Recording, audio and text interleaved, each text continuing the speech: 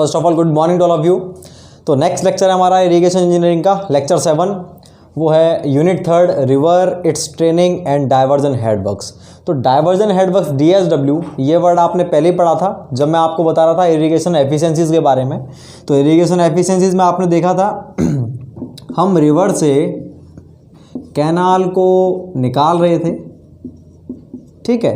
तो मैंने आपको थोड़ा सा बताया था कि यहाँ पर ऐसे डायरेक्टली नहीं निकल जाती कैनाल कि हमने रिवर से क्या किया, एक कैनाल को कंस्ट्रक्ट कर दिया, पानी आता रहेगा जाता रहेगा, नहीं, बिल्कुल नहीं। यहाँ पर एक प्रॉपर एक स्ट्रक्चर बनाया जाता है जिससे क्या होगा कि कैनाल में हमको जितना पानी चाहिए उसकी प्रॉपर मॉनिटरिंग हो सकेगी, इतना पानी ही भेजना है, इससे ज़्यादा नहीं भेजना है या फिर भेजना नहीं है, उन सब चीज़ों को देखा जाता है प्रॉपर तरीके से पानी डाइवर्ट हो रहा है या नहीं हो रहा है। ये जो हम यहाँ पर जो स्ट्रक्चर बनाएंगे उस स्ट्रक्चर को क्या बोलेंगे, diversion head works. Diversion head works, works का मतलब क्या होता है, स्ट्रक्चर होता है। वर्क्स का मतलब काम नहीं है, वर्क का मतलब काम होता है, वर्क्स का मतलब क्या है, स्ट्रक्चर। तो हम यहाँ पर देखेंगे, इसके बारे में पढ़ेंगे। तो इस यूनिट के अंदर बेसिकली किस चीज़ के बारे में पढ़ा जाएगा, रिवर से रिलेटेड जो भी चीज़ें हैं उन सब चीज़ों को हम पढ़ेंगे इस यूनिट के अंदर। तो मैं आपको रिवर के बारे में बता चुका हूँ। रिवर क्या होती है, रिवर अपनी एक नेचुरल वाटर बॉडी है जो हम लोग नहीं बनाते हैं, ऑलरेडी हमारे क्या है नेचर में प्रेजेंट है पहले से, वो क्या है हमारी रिवर है। तो रिवर पर हम रिवर के केवल टाइप्स पढ़ सकते हैं, क्या क्या चीज़ होती है वो पढ़ सकते हैं अपन, लेकिन रिवर को डिज़ाइन नहीं कर सकते। क्यों, क्योंकि रिवर क्या है नेचुरल चीज़ है, पहले से बनी बनाई है। तो हमें बनाएंगे क्या, किस चीज़ को, हम कैनाल को बनाएंगे। कैनाल भी चैनल है, रिवर भी चैनल है। कैनाल को हम पढ़ेंगे नेक्स्ट यूनिट के अंदर। तो जो नेक्स्ट यूनिट है हमारी कैनाल, वो और ये थर्ड यूनिट दोनों लगभग सिमिलर हैं। अगर आप इसे समझोगे तो नेक्स्ट यूनिट समझने में बहुत आसानी होगी, क्योंकि दोनों में बहुत ज़्यादा सिमिलरिटीज़ हैं। यहाँ पर हम रिवर के बारे में पढ़ेंगे, वहाँ पर कैनाल के बारे में है, दोनों एक ही चीज़ जिसके अंदर पानी फ्लो कर रहा है। तो मैं रिवर के बारे में बात करता हूँ आपसे। रिवर क्या है, नेचुरल वाटर बॉडी। अब ये डिफरेंट काइंड ऑफ रिवर्स होती है हमारे। कौन कौन सी रिवर होती हैं उन सभी को हम देखते हैं वन बाय वन, जो आपके एग्ज़ाम पॉइंट ऑफ व्यू से पूछी जाती हैं। सबसे पहले हमारी अपग्रेडिंग रिवर।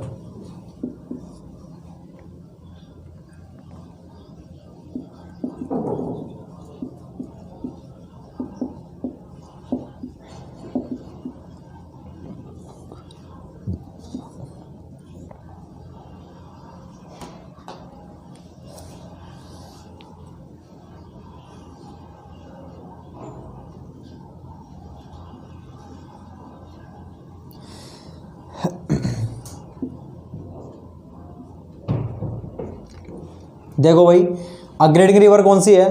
अपग्रेड का मतलब क्या होता है, बढ़ना, और डिग्रेड का मतलब क्या होता है, घटना। तो अपग्रेडिंग रिवर वो होती है जिनकी final bed slope initial bed slope से क्या हो, ज़्यादा हो। भाई बढ़ेगी तभी तो उसका ग्रेड बोलेंगे।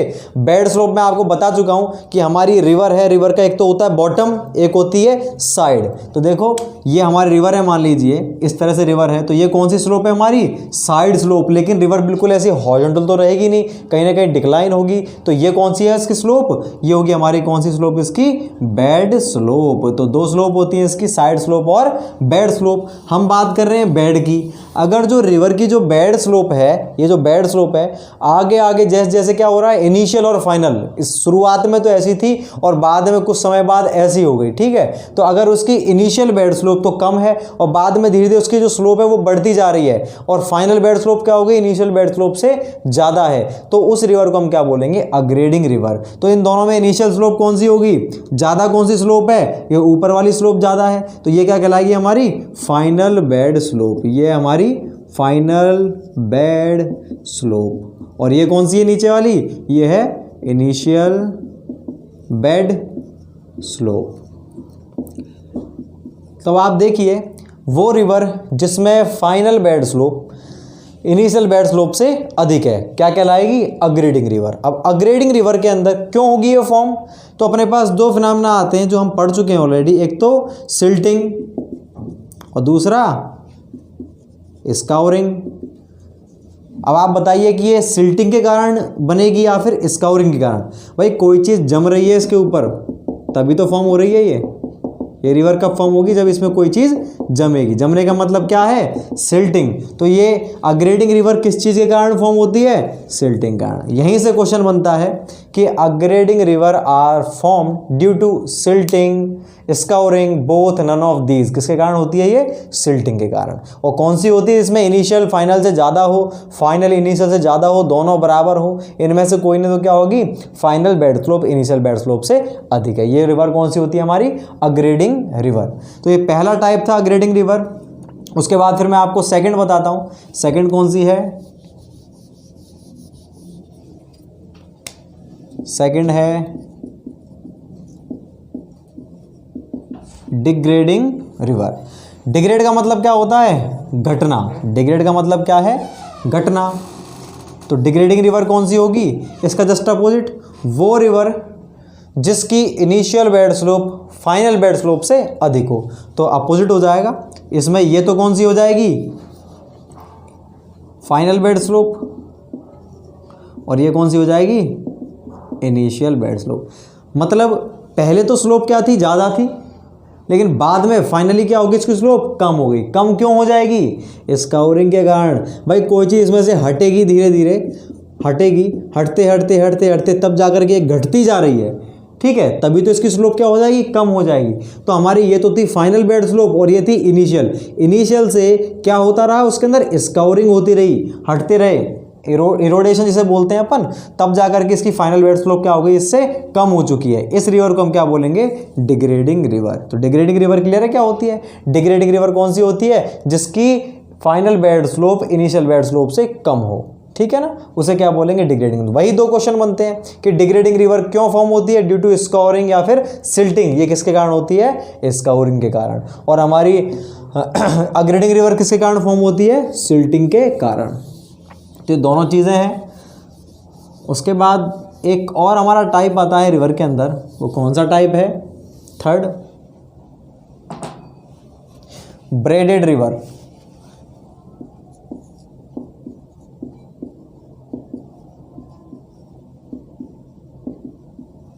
Braided river.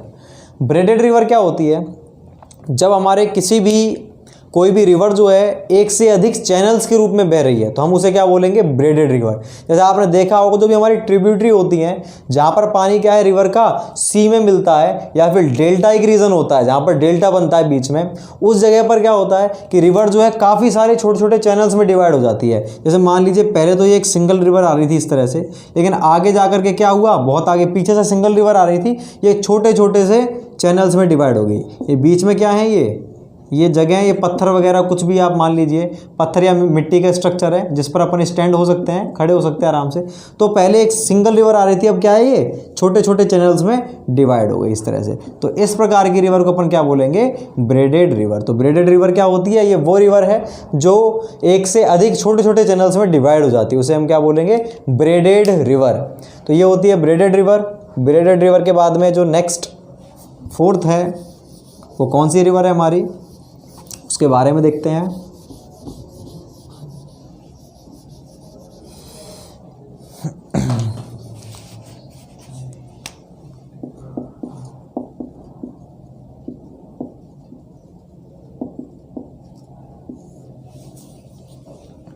मेंड्रिंग रिवर।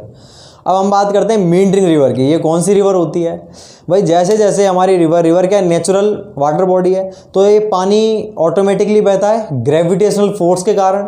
तो ये अपनी जो जगह खुद बनाता है, अपनी शेप भी खुद बनाती है। रिवर की शेप क्या है? रैंडम रहती है, अपने तरीके से बनाती है, अपनी तरह जगह बनाती है, वैसी शेप ये धारण कर लेती है। और सालों जैसे जैसे टाइम स्पेंड होता है इनकी शेप भी चेंज होती है, इनका प्लेस भी चेंज हो जाता है बहुत सारी रिवर का। जैसे मान लीजिए फिलहाल अभी ये रिवर इस तरह से जा रही है घूमती हुई, लेकिन आपने देखा 10 साल बाद ये कुछ बिल्कुल ऐसे निकल गई सीधी, ठीक है। 20 साल बाद देखा थोड़ी और टेढ़ी हो गई। तो ये अपने प्लेसेस चेंज करती है। क्यों चेंज करेगी? तो पानी जो है वो कैसे बह रहा है? रैंडम तरीके से, टर्बुलेंट फ्लो हो रहा है उसके अंदर, पानी रैंडम तरीके से उसके अंदर फ्लो कर रहा है। तो पानी के फ्लो की जो डायरेक्शन है, कहीं पर किनारे पर ज़्यादा उसका प्रेशर पड़ रहा है, तो उन चीज़ों के कई सारे फैक्टर्स होते हैं, उन फैक्टर्स के आधार पर उसकी शेप भी चेंज होती है, उसका प्लेस भी चेंज होता है। तो अब हम देखते हैं मेंड्रिंग रिवर क्या होती है। उनमें से हम एक देखते हैं कि कोई एक रिवर थी जो स्ट्रेट आ रही थी, लेकिन इन सभी फिनोमिना के कारण कि पानी जो है एक ही तरफ एक ही डायरेक्शन में स्टक करता गया। पहले क्या था? ये बिल्कुल स्ट्रेट थी रिवर ऐसे, लेकिन क्या है पानी का बहाव इस वाले किनारे पर ज़्यादा हुआ, तो यहाँ पर क्या हुआ, थोड़ी सी स्काउरिंग हो गई। अब पूरा पूरा पानी जो यहाँ पर कंसंट्रेट होता जा रहा है इस तरह से, जो भी पानी आ रहा है उसकी वेलोसिटी सीधी यहाँ पर पड़ रही है, तो और स्कोरिंग होती जा रही है। स्कोरिंग होते होते क्या हो गया, वो शेप ही ऐसे हो गई, वो पानी सीधा न बह करके धीरे धीरे ऐसे बहने लगा। लेकिन ये 1 दिन 2 दिन 1 महीने 2 महीने 1 साल 2 साल का प्रोसीजर नहीं है, ये सालों का प्रोसीजर होता है। तो इस तरह से क्या हो गई रिवर, अब पहले तो स्ट्रेट जा रही थी, अब रिवर ऐसे जाने लगी। तो क्या है, रिवर बीच में इस तरह से कोई कर्व बनाती हुई जा रही है वो। तो ऐसी जो रिवर होती हैं, जिन रिवर के किसी भी सेक्शन में, मैं बात नहीं कर रहा कि कोई रिवर पूरी जहां से स्टार्ट हो रही है वहां से लेके एंड तक एक कर्व बन रही है, यूं ऐसे नहीं, एक कर्व नहीं बनती है। बीच में किसी भी सेक्शन पर उसके अगर कोई कर्व बन रही है तो उस रिवर को, उस कर्व को हम बोलते हैं मींडर। उस पैटर्न को, कर्व के पैटर्न को क्या बोलते हैं, मींडर। और इस प्रकार की रिवर को, मतलब जिस रिवर के अंदर मींडर मौजूद हैं, उस रिवर को हम क्या बोलेंगे, मींडरिंग रिवर। तो मींडरिंग रिवर क्या होती है, मींडर क्या होते हैं, उन सबके बारे में देखते हैं।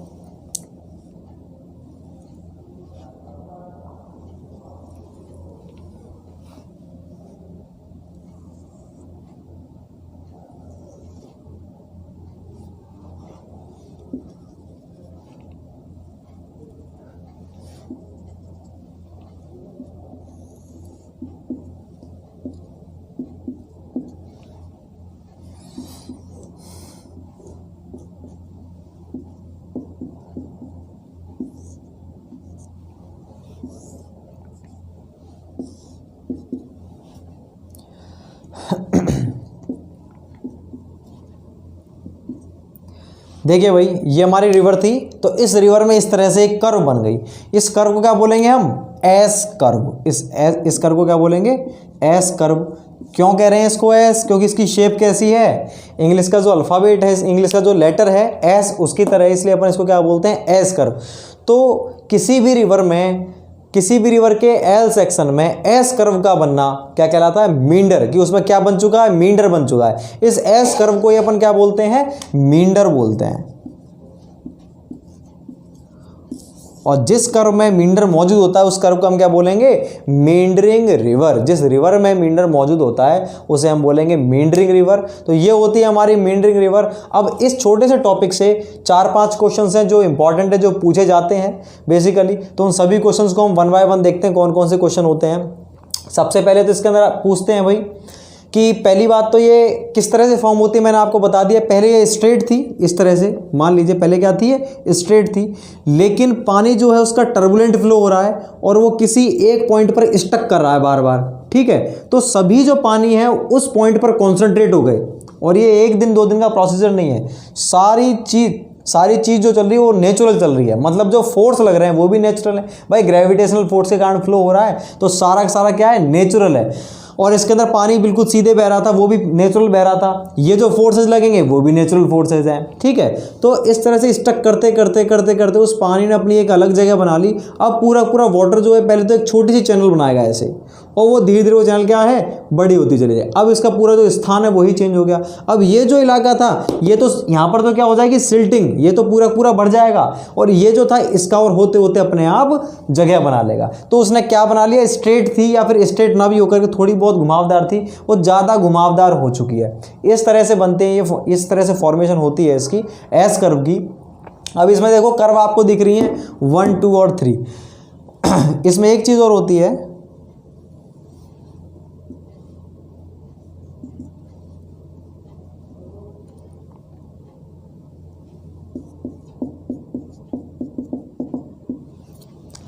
Cut off. तो ये तो है हमारी मींडर, ठीक है। तो मींडर क्या करता है, मींडर आप बताइए मुझे, इसकी रिवर की लेंथ को बढ़ा रहा है या फिर घटा रहा है। भाई सीधी सी बात है, आप पहले तो यहाँ से यहाँ तक बिल्कुल स्ट्रेट जा रहे थे, ठीक है। अब आपको यूं जाना पड़ रहा है। तो अगर देखा जाए ये जो डिस्टेंस है हॉरिजॉन्टल, वो तो फिक्स है। उसमें ये मान लीजिए यहाँ से यहाँ तक की दूरी हमारी 1 किलोमीटर थी, तो ये तो 1 किलोमीटर फिक्स है। इस पॉइंट से उस पॉइंट के बीच की हॉरिजॉन्टल डिस्टेंस, वो तो 1 किलोमीटर फिक्स है।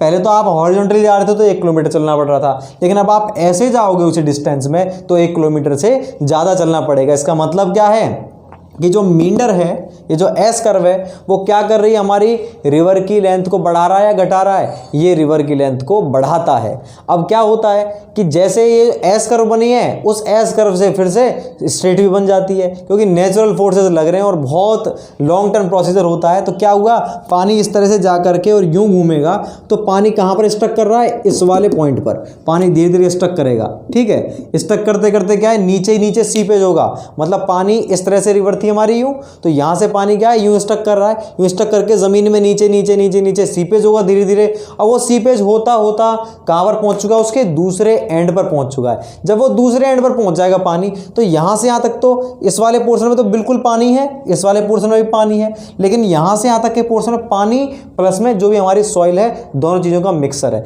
लेकिन जैसे ही पानी इस वाले पॉइंट को पहुंचेगा, तो ये जो सॉइल है धीरे धीरे कटती जाएगी, क्योंकि क्या है, दोनों पानी के बीच में सॉइल है, उसको हटाएंगे उस नेचुरल फोर्सेस के कारण। तो धीरे धीरे क्या हो जाएगा, हमारी जो सॉइल थी पूरी पूरी रिमूव हो जाएगी, और अब ये वाला जो पार्ट था, ये तो ऑब्स्ट्रक्ट हो जाएगा, ये तो बंद हो जाएगा ऑटोमेटिकली, और ये वाला पार्ट खुल जाएगा। तो ये जो पार्ट है, इसको अपन क्या बोलेंगे, कट ऑफ, इसको बोलते हैं हम कट ऑफ फॉर्मेशन हो चुकी है, कट ऑफ बन चुकी है। तो कट ऑफ बेसिकली क्या करती है, क्वेश्चन यहीं से बनता है, इसको आप नोट के अंदर लिखेंगे कि मींडर तो क्या करता है और कट ऑफ क्या करती है। मींडर क्या करता है भाई, मींडर तो रिवर की लेंथ को इंक्रीज करता है, और कट ऑफ क्या करता है, डिक्रीज करता है। भाई पहले इसकी लेंथ ज़्यादा थी, देखो उसको क्या कर दिया, कट ऑफ ने बिल्कुल स्ट्रेट कर दिया। अब तो कट ऑफ क्या करता है, रिवर की लेंथ को डिक्रीज करता है, और मींडर रिवर की लेंथ को इंक्रीज करता है। अब बात आती है कि मींडरिंग लेंथ कौन सी होती है, मींडरिंग विड्थ कौन सी होती है, मींडरिंग रेशो क्या होता है, कट ऑफ रेशो क्या होता है, टॉर्चोसिटी रेशो क्या होता है, इन सब चीज़ों को हम देखते हैं वन बाय वन। तो सबसे पहले तो मैं आपको बताता हूँ कि मींडरिंग लेंथ क्या होती है। तो मींडरिंग लेंथ आपके माइंड में आए कि भाई यहाँ से लेकर के हम यूँ जा रहे हैं, ये पूरी लेंथ क्या है मींडरिंग लेंथ, बिल्कुल नहीं। मान लीजिए यहाँ से लेकर के यहाँ तक की डिस्टेंस हमारी 1 किलोमीटर थी और ये घुमावदार जो डिस्टेंस है वो ज़्यादा होगी 1 किलोमीटर से। इसमें आपको कर्व दिख रही हैं, 3 कर्व, एक कर्व तो ये है, एक ये है, एक ये है। और इन कर्व के अगर हम ऊपर से देख रहे हैं, तो कर्व के अगर बोले जाए शीर्ष बिंदु, मतलब अपेक्स पॉइंट कौन कौन से हैं, इस वाली कर्व का तो ये है, इस कर्व का कौन सा है, ये, इस कर्व का कौन सा है, ये शीर्ष बिंदु हो गए। ठीक है, अब ये तीनों जो शीर्ष बिंदु आपको दिख रहे हैं, इन दोनों शीर्ष बिंदु, ये 2 शीर्ष बिंदु हैं ए और सी, ये कौन सी कर्व के हैं, ये है हमारी सेम कर्व के। देखो आप, ये कैसी है, ये क्लॉकवाइज, और ये कैसी है, ये भी क्लॉकवाइज है। लेकिन ये जो है कर्व, ये डिफरेंट कर्व है। ये कैसी है, देखो ये है एंटी क्लॉकवाइज। क्लियर है बात, ये एंटी क्लॉकवाइज है, ये क्लॉकवाइज और वो क्लॉकवाइज है। तो 2 सेम कर्व के अपेक्स पॉइंट, मींडरिंग लेंथ की मैं आपको डेफिनेशन बता रहा हूँ कि मींडरिंग लेंथ क्या होती है, मैं लिख देता हूँ।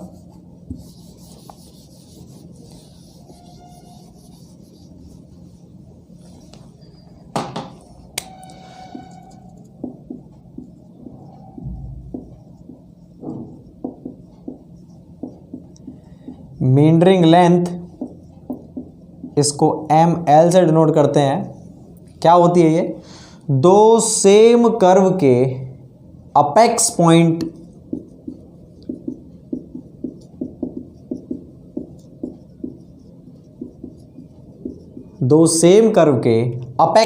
के बीच की हॉरिजॉन्टल डिस्टेंस को क्या बोलते हैं, मींडरिंग लेंथ। हॉरिजॉन्टल डिस्टेंस है भाई ये, और कौन से, 2 सेम कर्व के अपेक्स पॉइंट के बीच की। मान लीजिए एक कर्व ये है और दूसरी ऐसे घूम के एक और आ गई, तो ये दोनों सेम कर्व होंगी, उन दोनों के अपेक्स पॉइंट के बीच की डिस्टेंस भी क्या कहलाएगी, मींडरिंग लेंथ कहलाएगी। अब बात आती है दूसरी हमारी मींडरिंग विड्थ। मींडरिंग विड्थ, या इसका दूसरा नाम है क्या,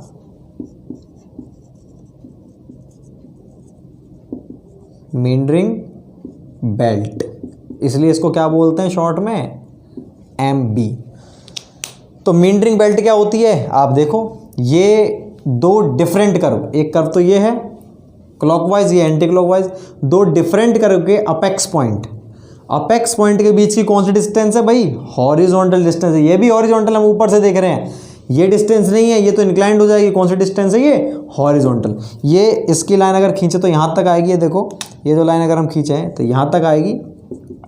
तो ये और ये लाइन खींचे यहाँ तक आई, इन दोनों के बीच की जो हॉरिजॉन्टल डिस्टेंस है उसी को हम क्या बोलते हैं, मींडरिंग बेल्ट बोलते हैं। तो मींडरिंग बेल्ट ये होती है दो डिफरेंट कर्व के अपेक्स पॉइंट के बीच की हॉरिजॉन्टल डिस्टेंस, दो सेम कर्व के अपेक्स पॉइंट के बीच की हॉरिजॉन्टल डिस्टेंस क्या होती है हमारी, मींडरिंग लेंथ। अब नेक्स्ट है मींडरिंग रेशो क्या होता है, तो मींडरिंग रेशो किसका होगा, आपको ऑप्शन मिलेगा MB/ml, ML/MB क्या होता है मींडरिंग रेशो। मींडरिंग रेशो जो होता है हमारा, मींडरिंग रेशो होता है मींडरिंग बेल्ट और मींडरिंग लेंथ का रेशो। तो मींडरिंग बेल्ट और मींडरिंग लेंथ के रेशो को ही हम क्या बोलते हैं, मींडरिंग रेशो। अब बात आती है भाई मींडरिंग रेशो की वैल्यू 1 से ज़्यादा होगी, कम होगी, बराबर होगी या कुछ भी हो सकती है, कम ज़्यादा बराबर कुछ भी हो सकती है। तो इसका आंसर क्या होगा, आपके माइंड में आ रहा होगा इसकी वैल्यू हमेशा 1 से कम होगी। क्यों होगी कम, क्योंकि मींडरिंग लेंथ ज़्यादा दिख रही है आपको, मींडरिंग बेल्ट, मींडरिंग विड्थ या मींडरिंग बेल्ट क्या दिख रही है, कम दिख रही है। तो ये कम है, ये ज़्यादा है, कम में ज़्यादा का भाग देंगे 1 से कम आएगी वैल्यू, ऐसा लग रहा है आपको, लेकिन बिल्कुल क्या है, गलत है। ऐसा हो सकता है लेकिन ये नहीं कि हमेशा ही ऐसा होगा। आप ऐसा भी तो हो सकता है भाई, इस तरह से कोई रिवर है, अब आप देखो इसके अंदर ये MB तो हो गई ज़्यादा और ML क्या हो गई, कम हो गई। हो सकता है बिल्कुल बराबर हो दोनों चीज़ें, ये और ये दोनों क्या हो बराबर, तो इक्वल हो गया। तो कुछ भी हो सकता है, रेशो हम नहीं कह सकते कि इसका रेशो 1 से कम होगा, ज़्यादा होगा, बराबर होगा। तो ये होती है हमारी मींडरिंग रेशो। तो मींडर से रिलेटेड 3 चीज़ देख ली हमने, मींडरिंग विड्थ, मींडरिंग लेंथ, मींडरिंग रेशो। अब आती है बात कट ऑफ रेशो या टॉर्चोसिटी। कट ऑफ रेशो या टॉर्चोसिटी क्या चीज़ होती है ये हम बात करते हैं। नेक्स्ट जो टॉपिक है वो है टॉर्चोसिटी या कट ऑफ रेशो। ये कौन सी लेंथ होती है हमारे, ये जो हमारी मींडरिंग जो कर्व्ड लेंथ है, जो मींडर की मैं आपको बता रहा था कर्व्ड लेंथ, तो टोटल कर्व्ड लेंथ और दोनों पॉइंट के बीच की स्ट्रेट लेंथ, इन दोनों का रेशो होता है, उसे हम क्या बोलेंगे, टॉर्चोसिटी या कट ऑफ रेशो। तो कौन सा रेशो होगा ये, कर्व्ड लेंथ। कर्व्ड लेंथ कौन सी, देखो कर्व्ड लेंथ अपॉन में एक्सियल लेंथ, ये किसका रेशो होता है, टॉर्चोसिटी क्या होती है, ये होती है हमारी cut off ratio is equals to curved length upon में एक्सियल लेंथ।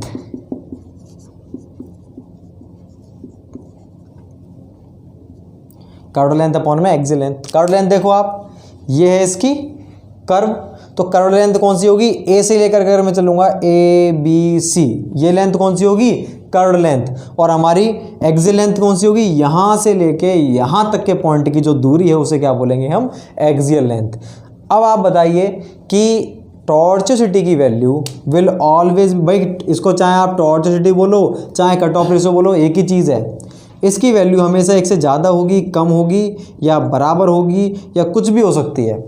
इसको तसल्ली से देखेंगे अपन। तो देखिए कर्व्ड लेंथ जो है ये हमेशा एक्सियल से क्या होगी, ज़्यादा ही होगी, इसलिए इसका रेशो हमेशा क्या होगा, 1 से ज़्यादा होगा, इसका रेशो हमेशा 1 से ज़्यादा होगा। तो ये हमारी टॉर्चोसिटी है, टॉर्चोसिटी या फिर कट ऑफ रेशो। ये कुछ बातें थी हमारे रिवर से रिलेटेड टर्म्स। रिवर कौन कौन सी होती हैं, 4 प्रकार की, aggrading river, degrading river, braided river, meandering river. और मींडरिंग रिवर के अंदर हमने 3-4 टॉपिक देखे, कौन कौन से इसके अंदर पैटर्न होते हैं, मींडरिंग रेशो, मींडरिंग बेल्ट, मींडरिंग विड्थ और टॉर्चोसिटी, कट ऑफ, इन सभी चीज़ों को। तो भाई नोट में ज़रूर लिख लेंगे 2-3 चीज़। पहली चीज़ तो नोट में क्या लिखेंगे कि मींडर क्या करता है, रिवर की लेंथ को इंक्रीज करता है, जबकि कट ऑफ रिवर की लेंथ को डिक्रीज करता है। पहला तो पॉइंट ये लिखेंगे नोट में। और सेकंड पॉइंट क्या लिखेंगे कि जो हमारी टॉर्चोसिटी होती है उसकी value will always be greater than 1, 1 से हमेशा ज़्यादा होगी। ठीक है, अब हम नेक्स्ट टॉपिक देखते हैं इसी के अंदर। अब बात आ रही है, तो हमारी बात थी किससे रिलेटेड, रिवर से। आप यूनिट 3 की हेडिंग देखिए क्या है, river, its training and diversion head works. तो मैंने रिवर के बारे में आपको कंप्लीट बता दिया कि रिवर क्या होती है, कौन कौन सी होती है और वो क्यों बनती हैं। जो डिफरेंट काइंड की हमारी रिवर थी उनसे रिलेटेड सारी चीज़ हम देख चुके हैं। अब देखेंगे इट्स ट्रेनिंग। इट्स ट्रेनिंग मतलब क्या है, रिवर की ट्रेनिंग के बारे में देखेंगे। अब रिवर की ट्रेनिंग से मतलब किस चीज़ से है कि रिवर की ट्रेनिंग का मतलब क्या है भाई, रिवर को ट्रेन करना, किस चीज़ के लिए ट्रेन करना। अब रिवर क्या है, ऑलरेडी बनी हुई है, तो हम उसके ऊपर कुछ ऐसा काम तो कर नहीं सकते उसको पहले से ही अपन बनाए, किसी पहले से हम डिज़ाइन करें। जैसे कैनाल है, कैनाल को हमको डिज़ाइन करना है कितने, 20 मीटर क्यूब पर सेकंड डिस्चार्ज के लिए, तो हम पहले से बनाएंगे उसको।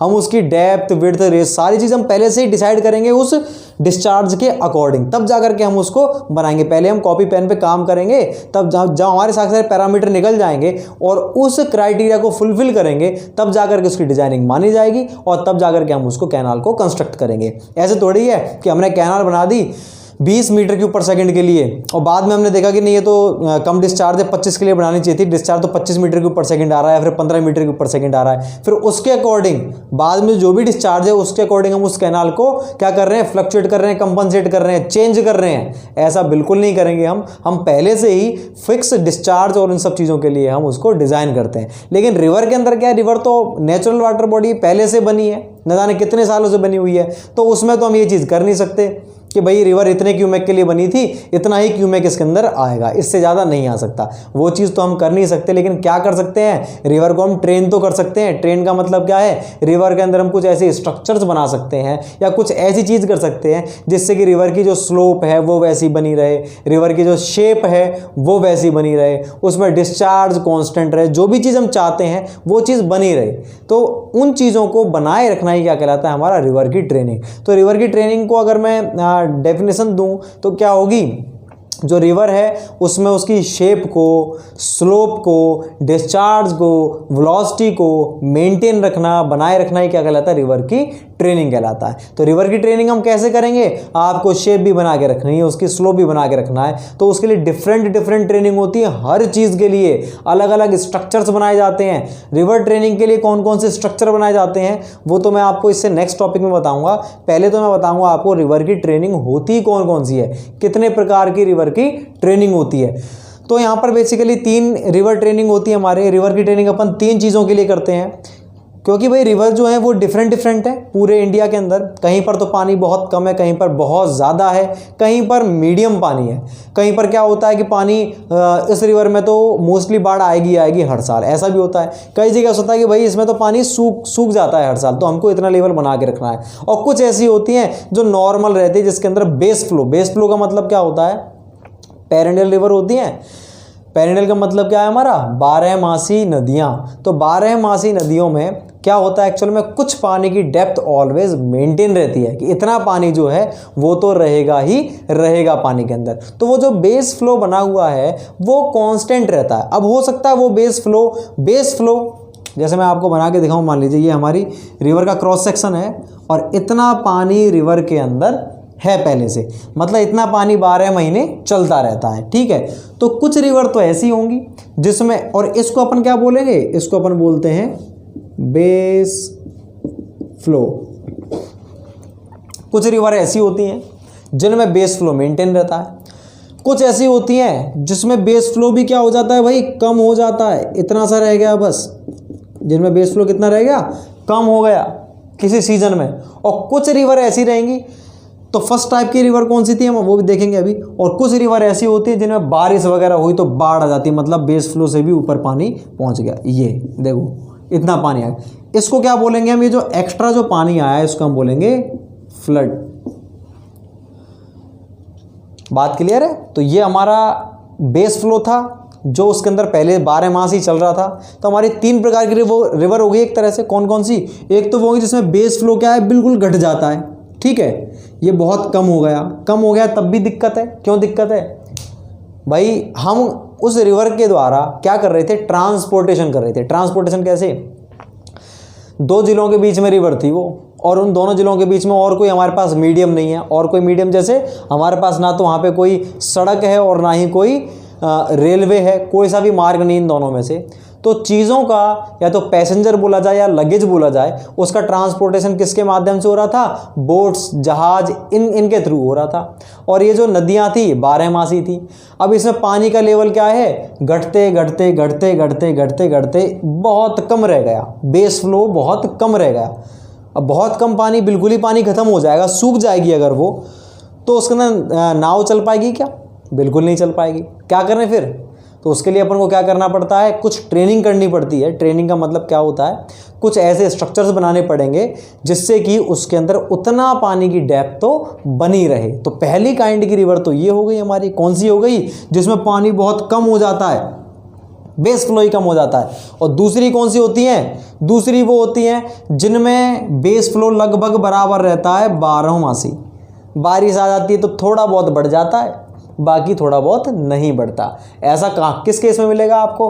अगर आप सोच रहे होंगे कि सर थोड़ा बहुत बढ़ जाता है पानी, बहुत ज़्यादा पानी नहीं, बारिश होने पर भी थोड़ा बहुत बढ़ रहा है, तो मतलब बारिश ही नहीं हो रही। बारिश हो चाहे मत हो, अगर नहीं हो रही तो उसके अंदर मेंटेन है, और हो रही है तो थोड़ा बहुत बढ़ रहा है। जब बारिश हो ही नहीं रही है तो फिर पानी आ कहाँ से रहा है उसके अंदर? कुछ ऐसा होता है उस वाले केसेस में, जैसे मान लीजिए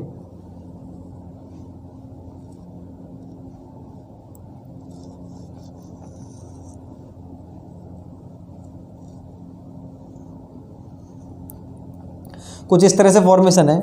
अब जैसे मेनली हमारी नदियाँ कहाँ से निकलती हैं? इस इलाके से निकलती हैं, ठीक है, इस इलाके से निकलती हैं। यहाँ पर गिरती भी हैं काफ़ी सारी हमारी नदियाँ।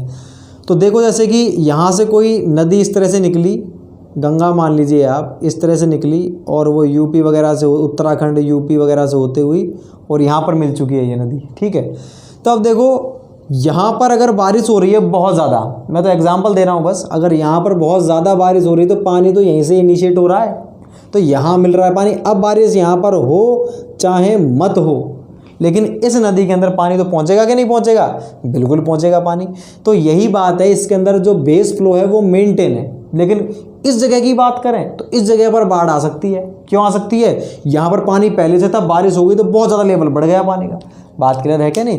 तो अपने सेकंड काइंड कौन सी हो गई? ये वाली, जिसके अंदर बेस फ्लो लगभग बराबर मेंटेन है। और तीसरी कौन सी हो गई? जिसके अंदर फ्लड वगैरह आ जाता है, बाढ़ आ सकती है। तो अपनी 3 काइंड की रिवर हो चुकी हैं। तो इन तीनों ही रिवर के अंदर कुछ ना कुछ प्रॉब्लम होती है। क्या क्या प्रॉब्लम होती है? पहले हम प्रॉब्लम को जानते हैं, उसके बाद फिर उनका अपन सॉल्यूशन देखेंगे। पहली वाली में तो ये प्रॉब्लम है कि अगर और ज़्यादा डेप्थ कम हो गई, और ज़्यादा डेप्थ अगर कम हो गई तो नौ चालन नहीं होगा, नाव नहीं चल पाएंगी। दूसरी वाली में क्या प्रॉब्लम है कि अगर डेप्थ मेंटेन रही उतनी ही, और अगर उस डेप्थ के दौरान जो वेलोसिटी है वो कम हो गई, ठीक है, तो क्या होगा? मैंने कल आपको बताया था, अगर वेलोसिटी कम हो गई तो जो पार्टिकल्स है वो धीरे धीरे बैठने लगेंगे, और जब पार्टिकल्स बैठने लगेंगे तो उस प्रोसेस को हम क्या बोलते हैं? सिल्टिंग। बात क्लियर है? तो पार्टिकल्स बैठने लग रहे हैं, सिल्टिंग हो रही है, तो वो भी प्रॉब्लम है। तो जहाँ पर मीडियम डेप्थ है उसको भी हमको ट्रेन करना पड़ेगा, मतलब कुछ ना कुछ इतनी वेलोसिटी बना के रखनी होगी कि उसके अंदर सिल्टिंग ना हो। बात क्लियर है? तो दोनों के अंदर हम प्रॉब्लम देख चुके हैं। पहले वाले में किस चीज़ की प्रॉब्लम थी? डेप्थ कम थी, तब भी प्रॉब्लम है कि जो हमारी नाव है वो नहीं चला पा रहे थे, ट्रांसपोर्टेशन नहीं हो रहा था। डेप्थ मीडियम थी, तब भी प्रॉब्लम है। क्यों प्रॉब्लम है डेप्थ मीडियम पे? डेप्थ मीडियम पे ये प्रॉब्लम है कि अगर उसकी जो वेलोसिटी है वो कम हो गई उसकी, तो क्या होगा? सिल्टिंग वगैरह हो जाएगी, पार्टिकल्स नीचे बैठ जाएंगे, तो हमको उसको भी मेंटेन रखना है। और तीसरी वाली क्या है? फ्लड, बाढ़ आ गई तब तो प्रॉब्लम है ही है। तब किस चीज़ की प्रॉब्लम है? अगर उसके अंदर किसी लेवल से ज़्यादा पानी आ गया तो आसपास के जो हमारे क्षेत्र हैं सारे के सारे जलमग्न हो जाएंगे, वाटर लॉगिंग वहाँ पर हो जाएगी। तो उन सब तीनों की तीनों हमारी जो रिवर है इनकी ये प्रॉब्लम्स थी। उन प्रॉब्लम्स को हटाने के लिए अपन क्या करेंगे? रिवर की ट्रेनिंग करेंगे। तो कौन कौन सी ट्रेनिंग किस चीज के बेसिस पे होती है, आप कैसे याद रखोगे? आपसे क्वेश्चन 2 पूछेंगे और वो केवल मैं 2 ही लाइन आपको लिखवाऊंगा इसके अंदर कि ये वाली ट्रेनिंग किस चीज के लिए होती है, एग्जाम्पल क्या है। तो आपको याद रखना है एग्जाम्पल। एग्जाम्पल से आपको उस ट्रेनिंग का मतलब आप उल्टा याद रखेंगे, जिससे आपको रटने की जरूरत नहीं पड़ेगी। तो मैं आपको याद कराता हूं। देखो, तो सबसे पहले अपने कौन सी है? रिवर की ट्रेनिंग। हेडिंग क्या है अपना? मेन हेडिंग है रिवर ट्रेनिंग। रिवर ट्रेनिंग अपनी तीन होती हैं। कौन कौन सी होंगी?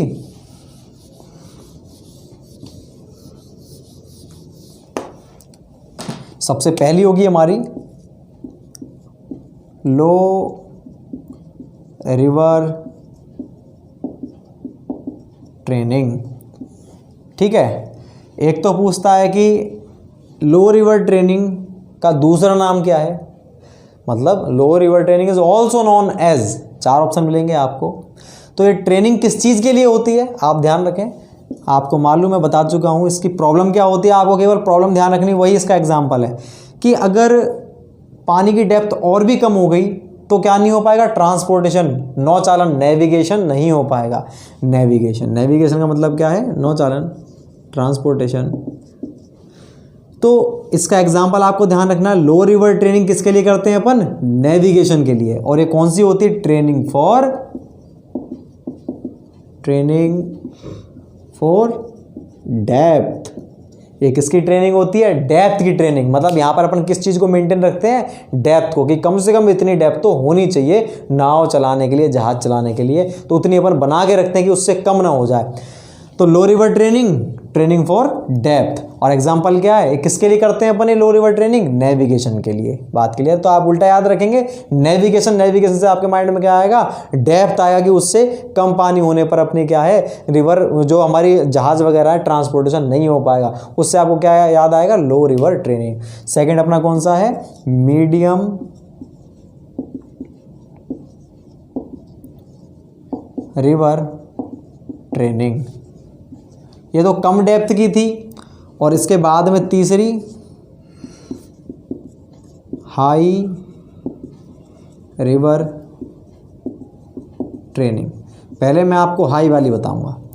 हाई रिवर ट्रेनिंग ये तो क्या थी, कम डेप्थ के लिए, इससे कम नहीं होनी चाहिए। हाई रिवर ट्रेनिंग, फ्लड आ गया है, बाढ़, बहुत ज़्यादा डेप्थ क्या है, बहुत ज़्यादा, पानी की मात्रा बहुत ज़्यादा हो गई, उस वाले केस में क्या होगा, फ्लड, तो बाढ़ वगैरह आएगी। ये किसके लिए करते हैं अपन, फ्लड कंट्रोल के लिए।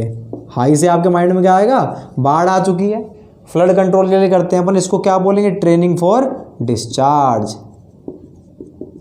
ट्रेनिंग फॉर डिस्चार्ज, बहुत ज़्यादा पानी।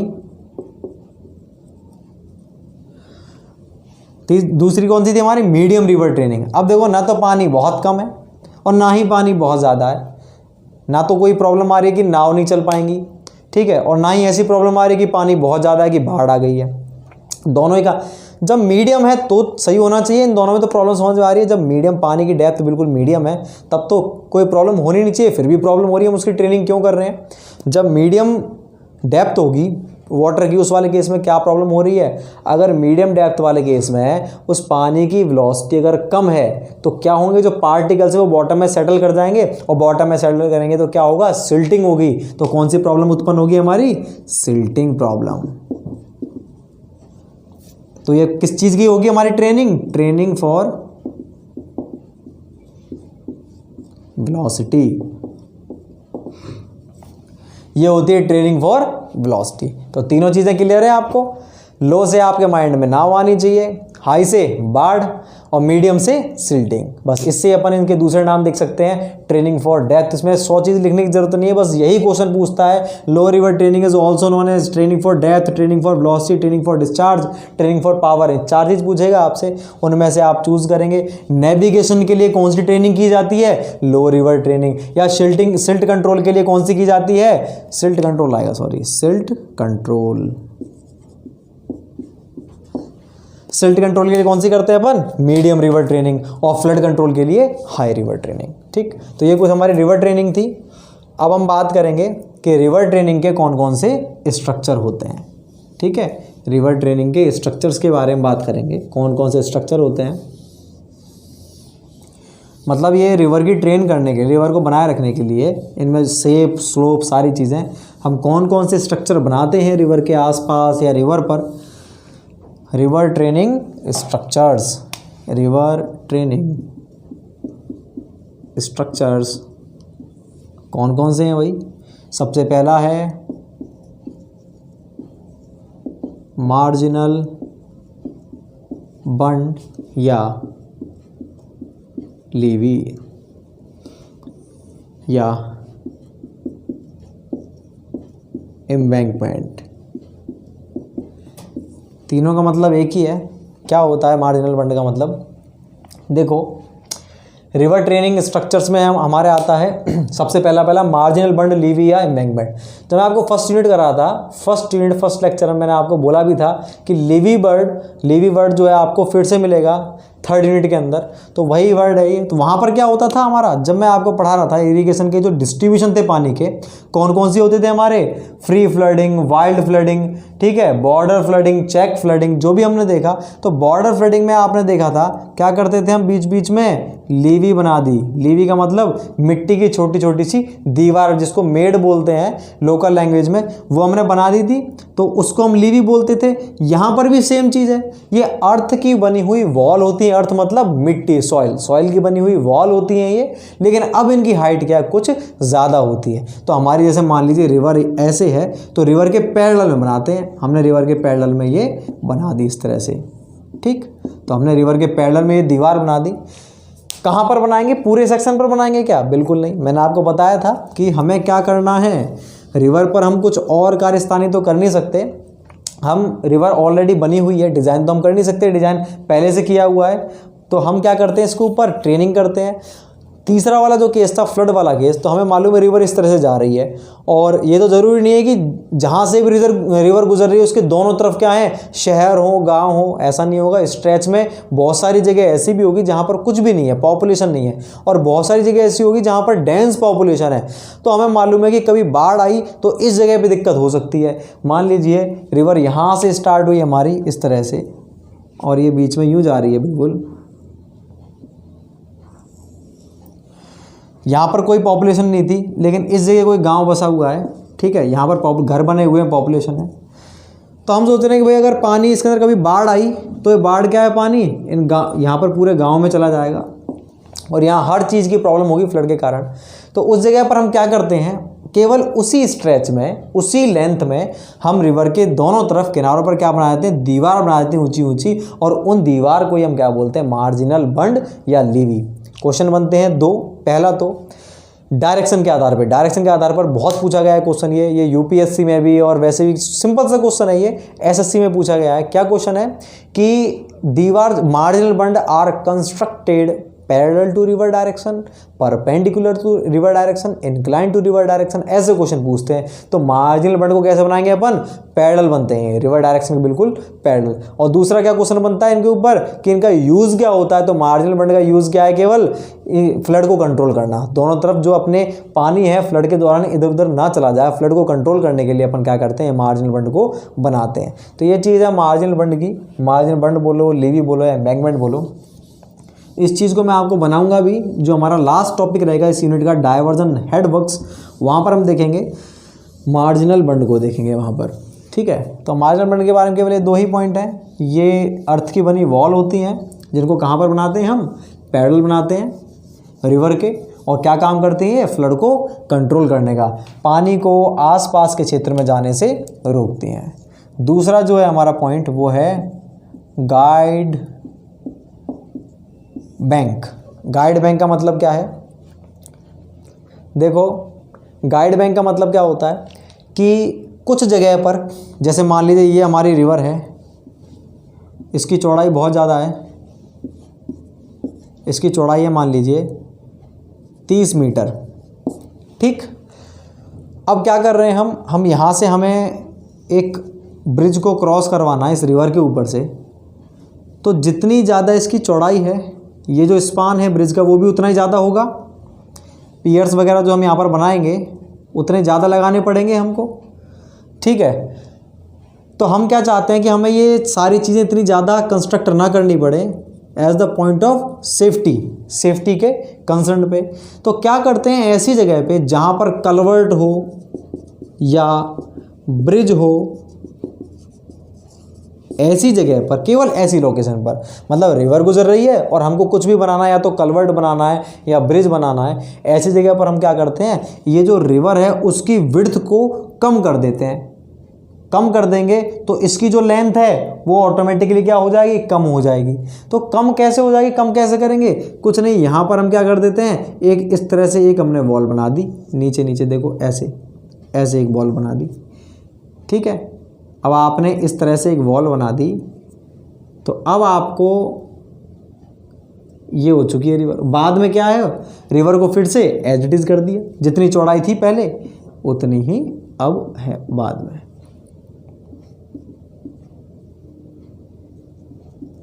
तो आपने इसकी विड्थ को कम करते करते कितना कर दिया, 20 मीटर, फिर से कितना कर दिया, 30 मीटर। क्लियर है। तो अब इस ब्रिज की जो लेंथ है वो ऑटोमेटिकली क्या हो गई, रिड्यूस हो गई, ब्रिज या कलवर्ट की। तो ये जो आपने स्ट्रक्चर बनाए हैं इनको क्या बोलते हैं हम, गाइड बैंक। ये होती है हमारी गाइड बैंक। तो गाइड बैंक का यूज़ कहाँ पर किया जाता है, जहाँ पर हम ब्रिज या कलवर्ट बनाएं और उसकी स्ट्रेच को, उसकी लेंथ को रिड्यूस करने के लिए, ये होते हैं गाइड बैंक के यूज़। वही दो क्वेश्चन, क्या पहला क्वेश्चन तो बनेगा कि यूज़ क्या होता है, इसका यूज़ क्या है, ब्रिज या कलवर्ट की लोकेशन पर उसकी लेंथ को, स्ट्रेच को कम करने के लिए। सेकंड यूज़ क्या है, सेकंड इसका पॉइंट क्या है कि गाइड बैंक को कैसे बनाते हैं अपन, parallel to river direction, perpendicular to river direction. कैसे बनाते हैं, पैरेलल टू रिवर डायरेक्शन। तो ये सेकंड हमारा स्ट्रक्चर था गाइड बैंक।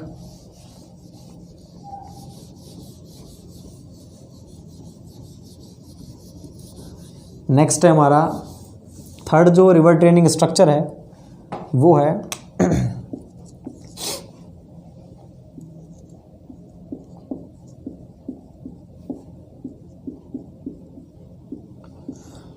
ग्रेन्स या स्पर्स। ग्रेन्स या स्पर्स की बात करते हैं हम। ये क्या होते हैं, ये भी हमारी वॉल होती हैं। इनका यूज़ क्या होता है, ये अपन प्लान देख रहे हैं, ऊपर से देख रहे हैं अपन। तो रिवर की जो डेप्थ थी इस तरह से, अब हम देख रहे हैं ये रिवर का बेड है, ठीक है, और पानी बह रहा है, ये पानी है।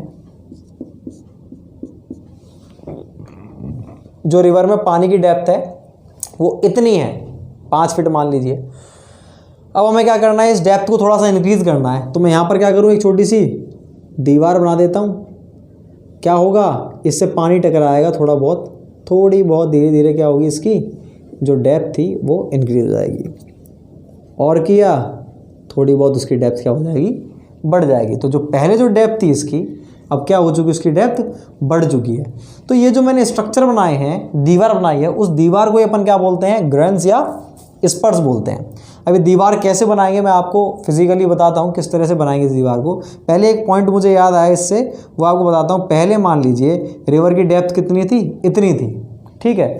लेकिन इस दीवार के बनाने से, यहाँ पर मैंने एक दीवार बना दी, स्टार्ट में डेप्थ कितनी थी, इतनी थी, लेकिन अब इस दीवार के बनाने से डेप्थ जो है इंक्रीज़ हो चुकी है। तो ये जितनी भी इंक्रीज़ हुई है, कितनी इंक्रीज़ हुई है, पहले मान लीजिए 5 फीट थी और अब जो हो गई है 5 फीट 2 इंच हो गई है। तो ये जो 2 इंच जो ऊंचाई है, इसको हम क्या बोलते हैं, जितनी भी बड़ी है उसको बोलते हैं अफ्लक्स। ये फ्लूइड मैकेनिक्स का एक टर्म है अफ्लक्स। तो अफ्लक्स के बारे में अगर आपसे पूछता है तो अफ्लक्स क्या होता है, ये किसी भी ऑब्स्ट्रक्शन के कारण जो हमारी हाइड्रोलिक चीज़, मतलब पानी हुआ है, कोई भी लिक्विड है, उसकी डेप्थ में कितना इंक्रीमेंट हुआ है, उसको क्या बोलते हैं, अफ्लक्स। जनरली ये वियर वगैरह की पॉइंट पे आते हैं, ये वियर या नॉचेस जहाँ पर होते हैं वहाँ पर, कि वियर के कारण जो हाइट बढ़ती है एडिशनल, उस हाइट को क्या बोलते हैं हम, अफ्लक्स बोलते हैं, ठीक है ना। तो ये अफ्लक्स था। फिलहाल मैं बात कर रहा हूँ ग्रेन्स या स्पर्स की, कि ये किस तरह से होते होंगे, उनके बारे में बात बताता हूँ। जैसे मान लीजिए ये हमारी रिवर है, ठीक है, ये पूरी हमारी स्ट्रेट ऐसे जा रही है रिवर। तो इसकी जो डेप्थ थी वो है 5 फीट। उस 5 फीट में मैंने क्या किया, इस तरह से एक दीवार बना दी, ईंट की दीवार बना दी, या हो सकता है जो बोरी है, बोरी में बजरी भर के वो रख दी मैंने, या मिट्टी की बना दी। मतलब वो कैसा भी स्ट्रक्चर होता है, हो सकता है इट में बी परमानेंट और टेम्पररी स्ट्रक्चर। परमानेंट का मतलब दीवार ही बना दिया आपने परमानेंटली, या हो सकता है आपने मिट्टी की कुछ आपने मिट्टी के डेले रख दिए, या आपने गाँव में देखा होगा कि जो जिससे अपन छप्पर बनाते हैं, उस तरह की जो वो होती है, पौधे होते हैं, उसको उसके बंडल बना करके इकट्ठे कर देते हैं। तो ऐसी भी उसकी डेप्थ को इंक्रीज करते। जो हमने ये स्ट्रक्चर बनाया है, उस स्ट्रक्चर को हम क्या बोलते हैं, ग्रेन्स या स्पर्स। तो ये कैसे होंगे, रिवर के पैरेलल होंगे, परपेंडिकुलर, रिवर के पैरेलल डायरेक्शन में नहीं होंगे, ठीक है। तो ये होते हैं हमारे स्पर्स या ग्रेन्स। अब इनकी डायरेक्शन भी डिफरेंट होती हो सकता है। ये कुछ तो अपन ऐसे बनाते हैं, बिल्कुल पानी इस तरह, हम ऊपर से देख रहे हैं, पानी ऊपर से इस तरह से बह रहा है पानी। तो आपने कैसे बनाया है, इस किनारे से बिल्कुल नॉर्मल बनाया है। तो इसको हम बोलते हैं कौन सा, नॉर्मल ग्रेन। एक बनाते हैं अपन इस तरह से बना दिया, और हो सकता है एक बना दिया इस तरीके से, और एक बना दिया इस तरीके से। तो बहुत प्रकार के ग्रेन होते हैं, इन सबके नाम मैं यहीं पर एक ही डायग्राम लिख देता हूँ। मान लीजिए कैसा है ये, बिल्कुल इस तरह से है, तो इसको बोलेंगे हम नॉर्मल ग्रेन। और एक कैसा है, ये नॉर्मल से थोड़ा इंक्लाइंड है। तो जिस पॉइंट पर हम खड़े हुए हैं उससे अगर हम देख रहे हैं कहाँ पे कि पानी आ कहाँ से रहा है, पानी यहाँ से आ रहा है, तो जहाँ से आ रहा है उसको बोलते हैं यू अप स्ट्रीम। उसको क्या बोलते हैं हम, अप स्ट्रीम। ठीक है। और जिस पॉइंट पर खड़े होकर के, मान लीजिए मैं ऐसे खड़ा हूँ और मैं देख रहा हूँ पानी वहाँ से आ रहा है, तो वो कहलाएगा अप स्ट्रीम, और पानी वहाँ को जा रहा है वो कहलाएगा डाउन स्ट्रीम। तो ये वाला पॉइंट कौन सा हुआ भाई, ये हुआ हमारा डाउन स्ट्रीम। डाउन स्ट्रीम, दो चीज़ हो गई, अप स्ट्रीम और डाउन स्ट्रीम। अब मैं बात करता हूँ, एक तो ये हो गया हमारा नॉर्मल ग्रेन, नॉर्मल ग्रेन। दूसरा हमारा ये कौन सा है, इंक्लाइंड है। ये किस तरह से इंक्लाइंड है, ये अप स्ट्रीम की तरफ। तो जब ये अप स्ट्रीम की तरफ अगर आपने इसको इंक्लाइंड कर दिया तो इसे हम क्या बोलेंगे, ये होगा हमारा, इसमें कैसा होगा पानी का फ्लो, पानी आएगा यूं यूं आकर के इससे दूर जाएगा। बात क्लियर है, पानी कैसे होगा, इससे दूर जाएगा, मतलब ये पानी को भगा रहा है। भगाने का मतलब कौन सा होगा, ये रिपेलिंग, प्रतिकर्षित, रिपेलिंग ग्रेन। ठीक, इस वाले में क्या होगा, पानी यूं जा करके किनारे की तरफ आएगा। तो किनारे की तरफ आ रहा है तो कौन सा होगा ये वाला, ये होगा एट्रैक्टिंग, एट्रैक्टिंग ग्रेन। और ये होता है हमारा T shaped grain. T shaped दिख रहा होगा आपको, टी की शेप है, जो हमारा इंग्लिश लेटर है टी शेप, उसकी तरह है। तो हमारे डिफरेंट डिफरेंट काइंड ऑफ मैंने ग्रेन लिख दी है आपको। पहला क्वेश्चन तो आपको डायग्राम दे करके पूछ सकता है, दूसरा आपको स्टेटमेंट के रूप में, दो क्वेश्चन बनते हैं इससे। पहली चीज़ तो बता दी ग्रेन का यूज़ क्या होता है, पानी की डेप्थ को इंक्रीज़ करना। कैसा स्ट्रक्चर है, टेम्पोररी परमानेंट, कैसा भी हो सकता है, टेम्पोररी भी हो सकता है, परमानेंट ही। परमानेंट कैसे, आपने आरसीसी दीवार खड़ी कर दी, परमानेंट स्ट्रक्चर है। आपने बोरियों में क्या बजरी भर भर के रख दी, वो टेम्पोररी है, क्योंकि आप उसको उठा करके दोबारा से हटा सकते हो। तीसरा क्वेश्चन, इनकी शेप के आधार पे, ये नॉर्मल ग्रेन है, बिल्कुल 90 डिग्री पे होगा। और एक ग्रेन क्या होगा जिसमें जो ग्रेन है वो किधर की तरफ झुका हुआ है, अप स्ट्रीम। या हम कहें कि ये किसको देख रहा है, इसका जो सीड्स है वो किसको देख रहा है। तो क्वेश्चन जो आया हुआ है वो मैं आपको बताता हूं। The grain pointing upstream is known as grain pointing upstream. Pointing upstream मतलब कहाँ पे देख रहा है वो, अप स्ट्रीम की तरफ, यहाँ। तो ये कौन सा होगा हमारा, इस तरह से पानी जाएगा। तो आप ये देखेंगे कि पानी किनारे से दूर भगा रहा है, पास लेकर आ रहा है, दूर भगा रहा है, तो क्या कहलाएगा, रिपेलिंग ग्रेन। ऐसे अगर करूँ मैं, grain pointing downstream is known as, downstream की तरफ कर रहा है तो कौन सा होगा, एट्रैक्टिंग ग्रेन। इतनी सी बात है। तो ये होते हैं हमारे रिपेलिंग ग्रेन और एट्रैक्टिंग ग्रेन। अब बात करते हैं टी शेप की। तो टी शेप ग्रेन को ये क्या करता है, एक्चुअल में इस तरह से पानी जाएगा। ये वाले की अगर हम बात करते हैं, ये धीरे धीरे धीरे धीरे इरोड होता चला जाएगा, घटता चला जाएगा। तो इसके किनारे, ये तो क्या कर रहा है, इस किनारे को बचा रहा है, ठीक है। और इसको बचाने के लिए हमने क्या किया, एक दीवार और बना दी। तो ये कौन सा होगा हमारा, टी शेप। तो ये होता है टी शेप ग्रेन। और एक क्वेश्चन कैसे बनेगा, आपको क्वेश्चन बनेगा डायग्राम दे करके, the grain shown in figure is, इस तरह से बनेगा, आपको डायग्राम के अंदर देगा और फिर पूछेगा ये कौन सा ग्रेन है, कौन सा ग्रेन है।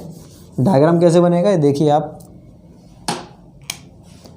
इस तरह से देगा, केवल एक ही किनारा देगा आपको।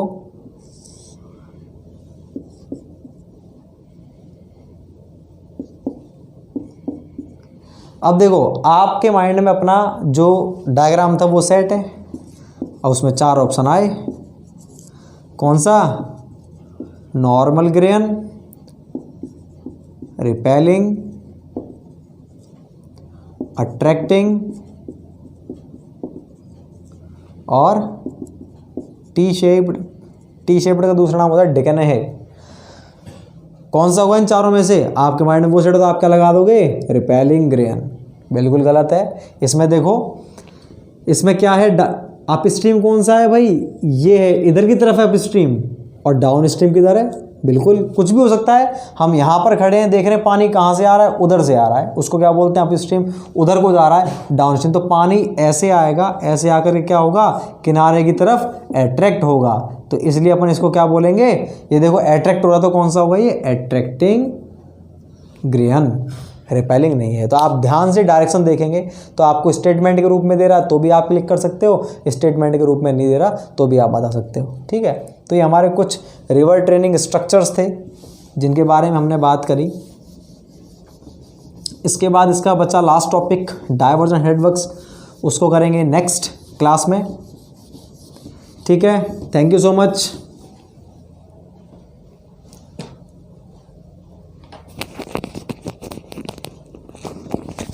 थैंक यू सो मच बोल दिया भाई।